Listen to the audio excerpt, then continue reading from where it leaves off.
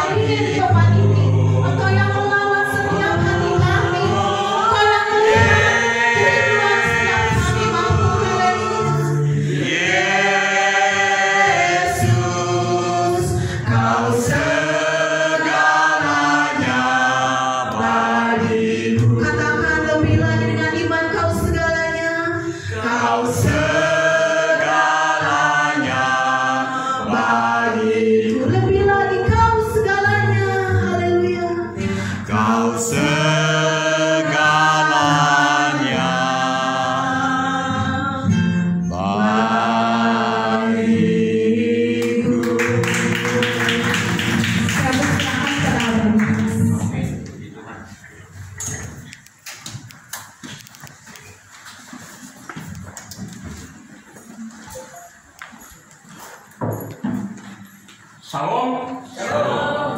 Puji Tuhan. Kita semua dikumpulkan oleh Tuhan sendiri. Dan kita sadar sungguh bahwa di ruangan ini ada Roh Kudus yang lebih besar daripada roh yang ada di dalam dunia ini. Pertama-tama saya ingin memperkenalkan diri saya. Takut nanti saya ke Marga Asih ketemu terus tidak ada saya. Tapi saya melihat ini wajah-wajah ini pasti sudah ada yang kenal saya, karena saya tahun 1997 saya berhenti dari pekerjaan saya di Kawal Hidup, Jalan Aripan. Saya di sana teman saya ada Cili Yusuf, kakak iparnya Congkeng, Om Congkeng yang punya King Shopping Center. Dan di situ kita melayani Tuhan. Nama saya John Kebelen. Saya berasal dari Flores. Bapak Ibu tahu bahwa Flores itu penyembahan yang paling oke. Karena di sana itu agamanya tidak ada agama Kristen, di sana hanyalah agama Katolik pusat 99% Katolik. Jadi kita mengamati bahwa pekerjaan Tuhan luar biasa. Amen. Tapi saya sering bertanya, kenapa penginjil-penginjil nggak berani ke Flores? Ya. Tapi lewat fellowship ini, saya mau mengatakan bahwa Roh Kudus lebih besar daripada roh yang ada di dalam dunia ini, yang akan mengirim hamba-hamba Tuhan untuk datang ke Flores dan memberitakan Injil supaya orang-orang diselamatkan. Amin. Istri saya orang Manado. Anak saya 3 dan cucu 6. Semua ada di dalam berkat Tuhan. Amin. Saya kalau mau bersaksi nanti tambah lama, jadi saya mau bawa firman Tuhan. Tapi sebetulnya saya nggak usah berkhotbah lagi, karena tadi Pak Jeremy terus Cici punya pelayanan kesaksian, itu adalah kesaksian yang hidup. Amin. Amin. Amin. Jadi kesempatan lain saya juga mau bersaksi ya. Ya. Jadi saat ini tepat waktunya kita berdiam diri. Kita mau mendengar suara Tuhan. Mari kita tundukkan kepala kita berdoa. Bapa dalam kami, Engkau menguasai kehidupan kami. Dan saat ini kami boleh duduk di hadapan Tuhan, mendengar suara-Mu. Tuhan Yesus, Engkau buka pikiran kami supaya kami mengerti. Roh Kudus sertai lidah mulut bibir hamba untuk menyatakan kebenaran. Berbicaralah Tuhan Yesus. Amin. Kami siap mendengarkan. Di dalam nama Tuhan Yesus, kami sudah berdoa, mengucap syukur haleluya. Yang percaya kita katakan amin. Amin. Saudara-saudaraku yang dikasihi Tuhan, firman Tuhan pada hari ini dan kesempatan ini, terlebih dahulu saya mengucap syukur terima kasih untuk Alay bersama Cipta yang hadir di sini. Tuhan Yesus memberkati. Amin. Tuhan Yesus mau pakai hamba-hamba. Amin. Amin. Kita akan membuka firman Tuhan.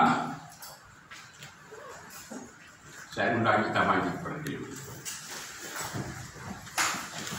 Membuka firman Tuhan yang terambil dari 1 Timotius pasal 1 ayatnya yang ke-16 saja.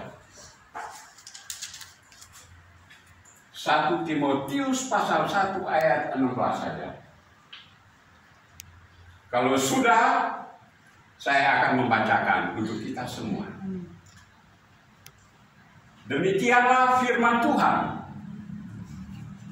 Tetapi justru karena itu aku dikasihani, agar dalam diriku ini sebagai orang yang paling berdosa, Yesus Kristus menunjukkan seluruh kesabarannya.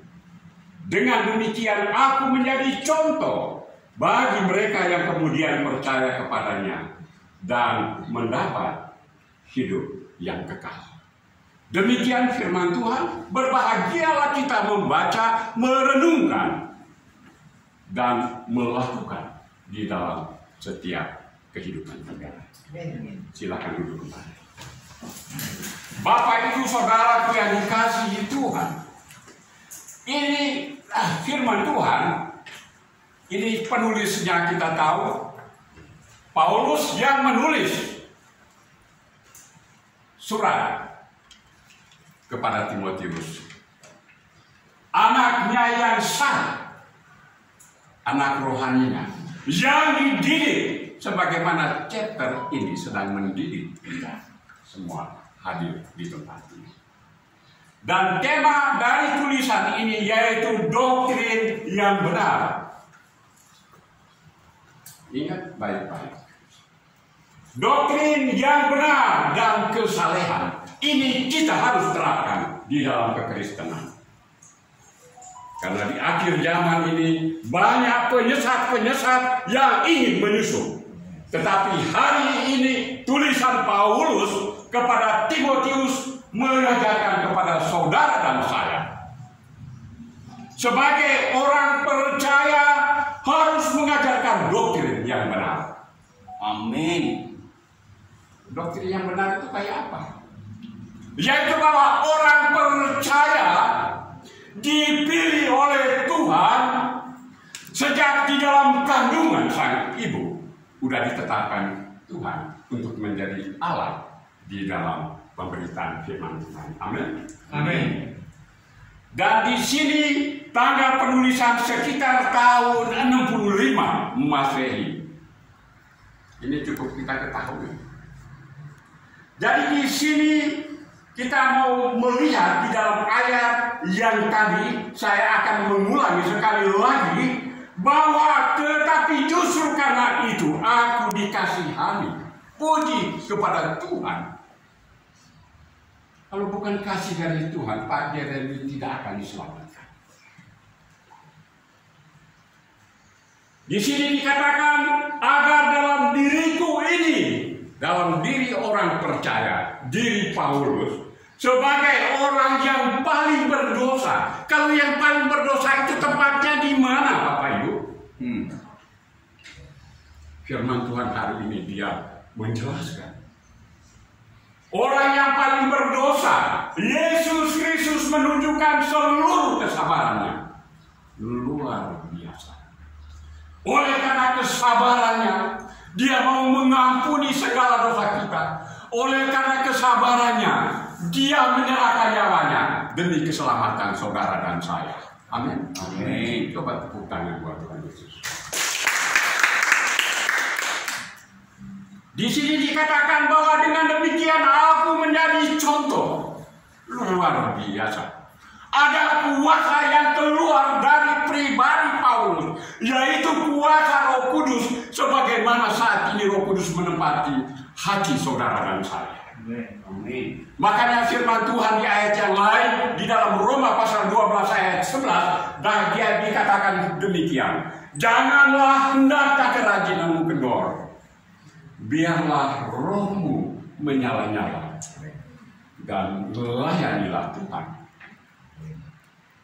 Bapak Ibu Saudaraku yang dikasihi Tuhan, sebagai contoh mereka kemudian percaya kepadanya dan mendapat hidup yang kekal. Luar biasa.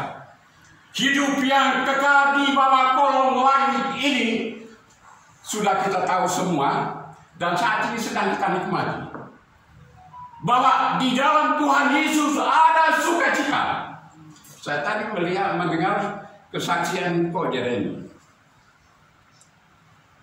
Dengan kekuatan pribadi mau menyamai kekuatan Tuhan.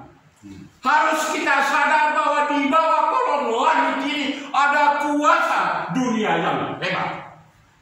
Tetapi ingat, kuasa itu tidak dapat menyanyi kuasa Tuhan Yesus. Amin. Amin. Kalau saya dalam pelayanan, ketika melayani kuasa-kuasa kegelapan dengan iman yang Tuhan tetapkan pada saudara dan saya, kalau bahasa Sunda saya bilang inisial. Ya. Itulah kuasa yang ada, yang saat ini Tuhan sudah menyerahkan itu kepada saudara dan saya. Amin. Amin. Bukankah di dalam firman Tuhan dia katakan, Yohanes pasal 1 ayat 12, tetapi semua orang yang menerimanya diberinya kuasa supaya menjadi anak-anak Allah, yaitu mereka yang percaya dalam namanya. Amin. Saya mau tanya Kim, diberkati Tuhan. Ada sukacita, ada damai sejahtera. Sekalipun turun tangga, tapi sukacita tidak bisa dibatasi oleh turunnya tangga. Amin. Jadi di sini kita melihat bahwa firman Tuhan itu firman yang hidup, dan firman itu adalah pribadi Tuhan Yesus yang sudah saudara dan saya berjumpa di waktu yang berbeda. Amin.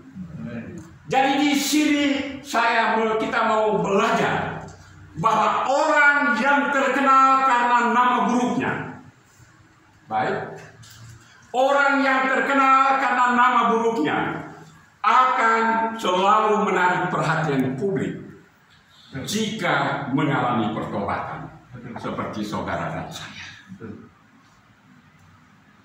Di sini kita melihat bagaimana perjalanan hidup Rasul Paulus sebelum dipanggil oleh Tuhan. Di sini dikatakan bahwa dia adalah seorang, kita melihat bahwa aku yang tadinya di ayat 13 dia katakan, aku yang tadinya seorang penghujat dan seorang penganiaya dan seorang ganas, tetapi aku telah dikasihaninya, karena semuanya itu telah kulakukan tanpa pengetahuan, yaitu di luar iman. Ini pelajaran menunjuk kepada saudara dan saya bahwa sebelum kita bertobat menerima Tuhan Yesus sebagai Tuhan dan Juru Selamat secara pribadi, kehidupan kita tidak ada bedanya dengan Rasul Paulus sebelum bertobat. Di sini Rasul Paulus dia kenapa menjadi orang yang ganas? Karena itu dia lakukan sebelum dia menerima Tuhan Yesus, sebelum dia berjumpa dengan Tuhan Yesus. Tapi ketika dia dalam perjalanannya sebagai penganiaya jemaat di pintu gerbang Damsyik, dia berjumpa dengan Tuhan secara pribadi. Demikian juga pengalaman Rasul Paulus ini ada pada saudara dan saya, dan Tuhan mau pakai saudara dan saya untuk melayani, pergi beritakan Injil supaya banyak jiwa yang diselamatkan. Amin. Di sini saya akan memberikan tema, yaitu bahwa orang percaya punya integritas. Amin. Amin. Orang percaya punya integritas. Apa itu integritas? Orang yang dapat dipercaya. Saudara dan saya bisa merenungkan, kalau jadi orang percaya Tuhan Yesus, menjadi corongnya Tuhan, menjadi alatnya Tuhan untuk pergi memberitakan Injil. Kalau kita tidak punya integritas, kuasa apa yang kita pakai? Di sini integritas berarti dapat dipercaya, jujur dan setia pada hal benar. Saya yakin bahwa kita sudah dibenarkan oleh Tuhan, walaupun kita dulu lebih jahat. Tapi puji kepada Tuhan, oleh kebenaran firman Tuhan ini, kita punya integritas dan kita boleh pergi sesuai dengan kasih karunia yang Tuhan percayakan kepada saudara dan saya. Amin. Amin. Jadi di sini dikatakan bahwa kita menjadi orang yang bisa dipercaya jika perkataan kita sejalan dengan perbuatan. Ada banyak hamba Tuhan di akhir zaman ini ngomong kemasannya firman Tuhan, tapi di dalamnya itu kejahatan. Hati-hati. Jadi pada hari ini kita mau belajar bahwa Alkitab menunjukkan bahwa orang yang berintegritas punya hubungan atau pergaulan yang erat dengan Tuhan. Amin. Amin. Saya sungguh percaya digerakkan, didorong oleh Roh Kudus untuk berbicara bahwa hari ini firman Tuhan ini diaminkan di chapter ini. Amin. Amin. Amin. Karena saudara dan saya, kalau kita tidak dekat dengan Tuhan, kuasa apa lagi? Sebagaimana firman Tuhan tadi, jangan beri kesempatan supaya saudara sungguh-sungguh menikmati berkat Tuhan. Amin. Maksudnya berkat Tuhan di sini bahwa setiap orang percaya, saudara dan saya itu kita sudah punya kepastian selamat. Amin. Bukan mudah-mudahan. Jadi di sini dikatakan, kita lihat dalam ayat firman Tuhan, ada beberapa poin dari ayat yang sudah kita baca, yaitu satu, di sini berbicara tentang kasih karunia. Di sini dikatakan, tetapi justru karena itu aku dikasihani. Dikasihani ini artinya Tuhan mau menghadiahkan saudara dan saya, yaitu kepastian selamat. Jadi di sini dikatakan bahwa kasih karunia berbicara orang percaya memiliki kepastian selamat. Amin. Amin. Loh, kayaknya tidak ada sukacita aminnya. Amin. Amin. Jadi di sini dikatakan bahwa kasih karunia di sini berbicara tentang orang percaya seperti saudara dan saya.